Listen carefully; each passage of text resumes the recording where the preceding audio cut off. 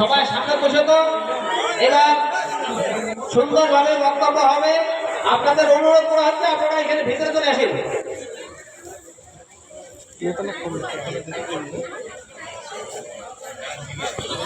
যতক্ষণ আমি আমার বক্তব্য শেষ করি না ততক্ষণ কেউ উঠবেন না, মেহরবানি করে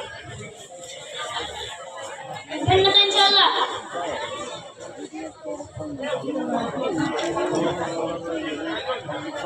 আল্লাহ রাব্বুল আলামিন কুরআন কারীমের মধ্যে বলেছেন, ফাইন্না খালাকনাকুম মিন তুরাবিন থুম্মা মিন নুতফা থুম্মা মিন নুতফাতিন থুম্মা মিন আলাকাতিন থুম্মা মিন মুগযা। যে আমি তোমার মা বাবার এক ফোঁটা নাপাক পানিকে জমাট রক্তে পরিণত করে দিলাম, সেই রক্তকে গোশত বানালাম, কচি কচি হাড় বানালাম, সে হাড় দিয়ে সাউনি দিয়ে আমি একটা বডি বানালাম। ফাকাসাউনাল ইযআমা লাহমা, রক্ত দিয়ে সাউনি দিয়ে হাড় দিয়ে গোশত দিয়ে একটা বডি বানিয়ে ফি করারিম মাকিন আমি তোমাকে একটা সুরক্ষিত জায়গায় রেখে দিলাম, একটা প্যাকেটের মধ্যে রেখে দিলাম। আজ তুমি দুনিয়াতে এসে আমাকে অস্বীকার করছো, আমার হুকুম আহকামকে ভুলে গেছো, বিদআত করছো, শিরক করছো, আল্লাহর সঙ্গে অন্য কাউকে শিরক করছো।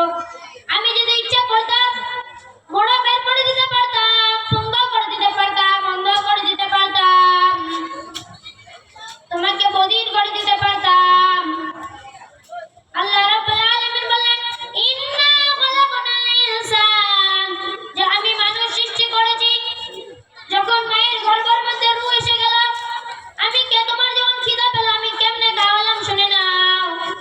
আমি তোমার মার মাসিককে বন্ধ করে দিয়ে আমি তোমার মার নাভির সাথে তোমার নাভি একটা তার ফিট করে দিলাম, সেই তারের মাধ্যমে সেই নাপাক রক্ত তোমার পেটের মধ্যে চলে যায়, আর আমি কিল কিল পরিমাণ করে এইভাবে তোমাকে আমি বড় করলাম।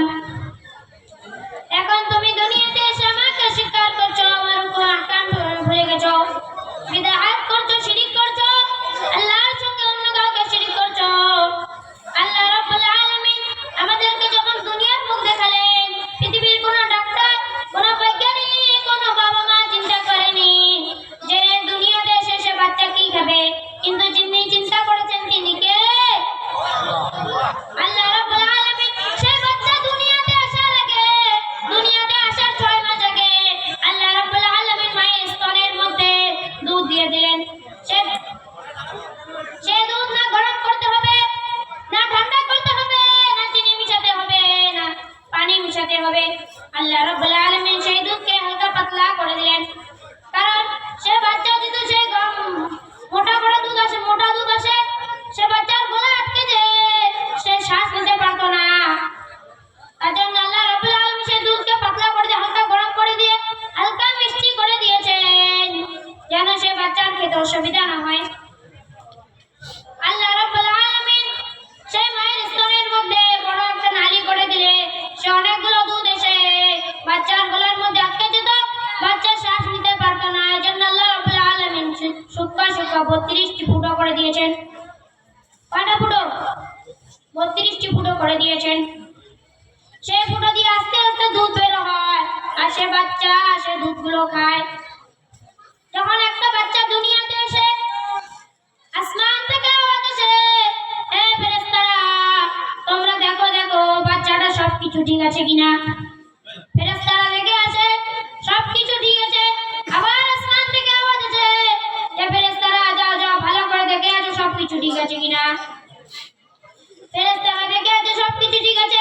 আসমান থেকে আবার আওয়াজ আসে যে তুমি তার ছোট দুটো ফাঁকা করে দেখো তার দাঁত আছে কিনা।